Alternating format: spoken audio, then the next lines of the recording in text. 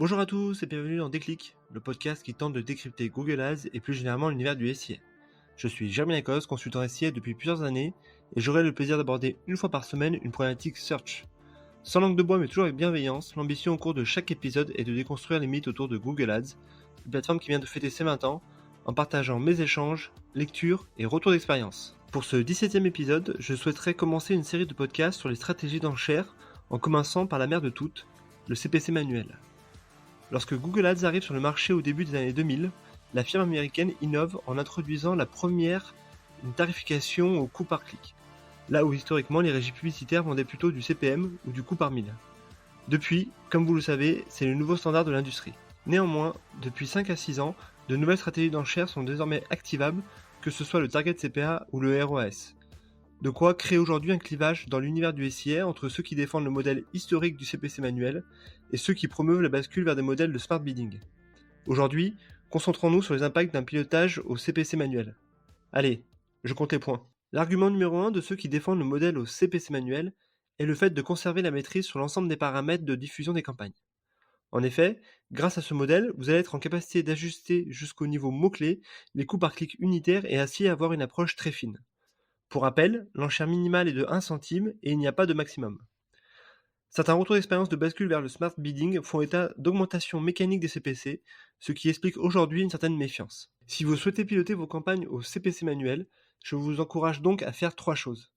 Optimiser le quality score de vos top mots-clés pour éviter de payer trop cher, contrôler chaque jour l'évolution de vos CPC et votre taux d'impression afin de vérifier que vous diffusez bien, et enfin, faire des exclusions de mots-clés. Le deuxième argument concerne le lancement de campagne.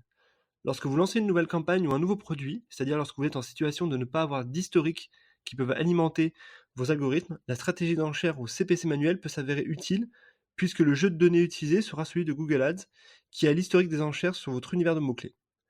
Je rappelle qu'aucun prérequis n'est nécessaire pour lancer une campagne au CPC manuel, c'est donc idéal pour tester le marché. Dans ce cas-là, je vous recommande alors d'être plutôt prudent avec des CPC relativement bas que vous pourrez ensuite dégrader pour aller chercher plus de volume. Enfin, le troisième argument concerne le tracking.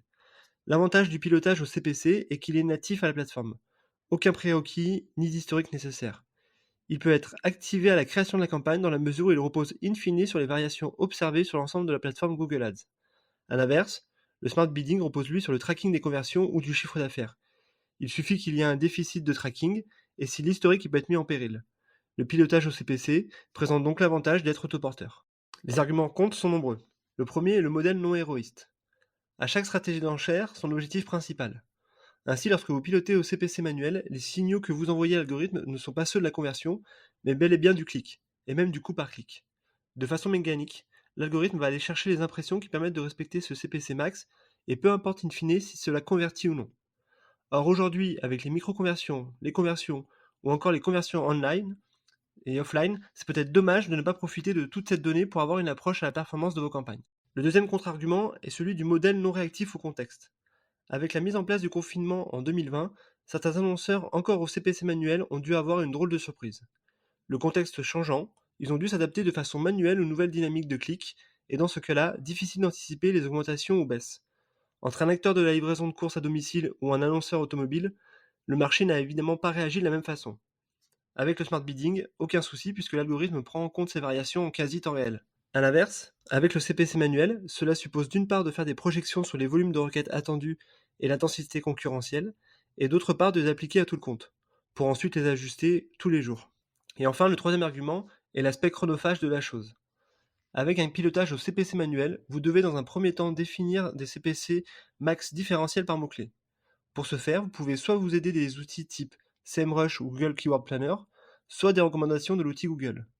Une fois les CPC manuels intégrés, tout l'enjeu sera ensuite de les faire évoluer à la hausse ou à la baisse en fonction des performances constatées. Très vite, cela peut devenir un travail fastidieux même si la mise en place de règles automatiques peut vous accompagner. Autre astuce, vous pouvez aussi définir l'enchère au niveau ad group, peut-être plus simple à gérer. Pour contrer ces effets de bord, Google propose depuis plusieurs années l'optimiseur de CPC ou l'ICPC. C'est-à-dire que nous laissons le soin à l'algorithme de faire varier les CPC que nous avons définis en fonction de la probabilité de conversion. Le prérequis, 15 conversions réalisées dans un périmètre de 30 jours. Avec cette bascule au ICPC, l'annonceur gagne en réactivité et en pilotage héroïste, ce qu'il perd en contrôle dans la mesure où le CPC pourrait être de façon ponctuelle largement supérieur au CPC max que vous avez déterminé. Pourquoi dans ce cas-là ne pas passer directement à une stratégie de target CPA? Tout simplement car l'étalon maître ici reste le CPC, que vous pouvez encore ajuster, de manière à orienter vos enchères au niveau mots-clés. Voilà, ce 17e épisode touche déjà à sa fin, j'espère que vous avez eu le déclic.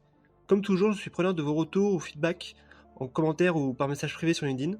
D'ici là, prenez soin de vous, et si vous me cherchez, vous savez où me trouver, sur Google bien sûr. Allez, à la prochaine!